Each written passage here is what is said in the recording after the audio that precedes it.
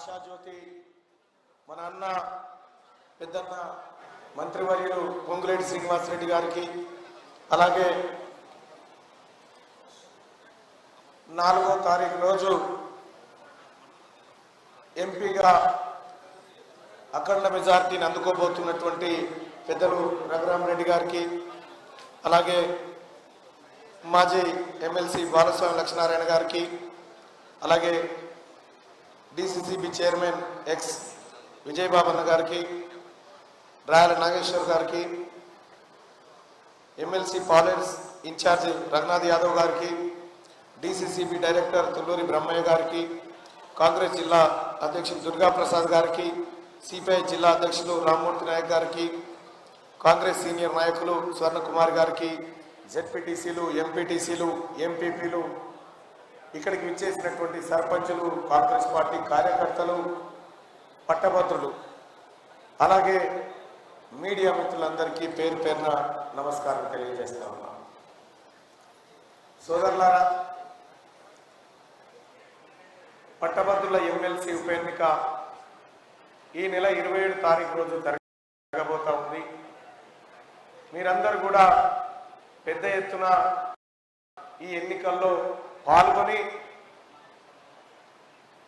ఒక అవకాశాన్ని మనకు మనం ఇచ్చుకునేటువంటి ప్రయత్నం చేద్దామని మీకు విజ్ఞప్తి చేస్తూ, ఇక పొంగులేటి సీనన్న ముంగట ఏం మాట్లాడడానికి కూడా ఉండదు. ఎందుకంటే కొద్దిగా బయట మాట్లాడినట్టు ఉండదు మా పరిస్థితి, ఇక్కడ కొంత వేరే ఉంటుంది. కాబట్టి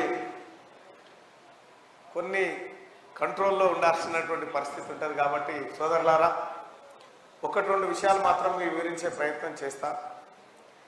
ఇవాళ తెలంగాణ రాష్ట్రంలో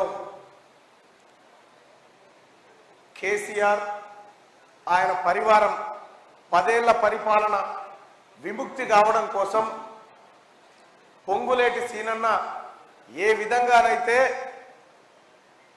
ఎన్నికల సమరంలో కాంగ్రెస్ పార్టీ జెండా ఎత్తి ఈ రాష్ట్రంలో టీఆర్ఎస్ పాలన విముక్తి కోసం నిఠారుగా నిలబడ్డాడో, తీన్మార్ మల్లన్న ఉడతా భక్తిగా కాంగ్రెస్ పార్టీ రాష్ట్రంలో అధికారంలోకి రావడం కోసం నా వంతు చిన్న చిన్న ప్రయత్నాలు చేసుకుంటూ పోవడం జరిగింది. సోదరులారా, వాస్తవానికి కేసీఆర్ మెడల్ వంచిండు, కేసీఆర్ ఏం చేయలే. నేను నా పని నేను చేసుకుంటూ పోయిన అంతే.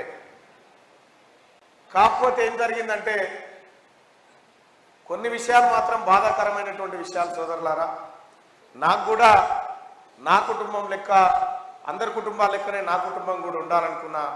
కానీ మా భార్య, పిల్లలు కొన్ని ఏళ్ల పాటు బాధపడేటువంటి ఒక అవస్థనైతే జరిగింది. పోరాటంలో 100 రోజుల పాటు జైళ్లలో బందీ అయిపోయి కేసులు, దాడులు, హత్యాయత్నాలు, విధ్వంసాలు అన్నీ తీన్మార్ మల్లన్న మీద జరిగినాయి.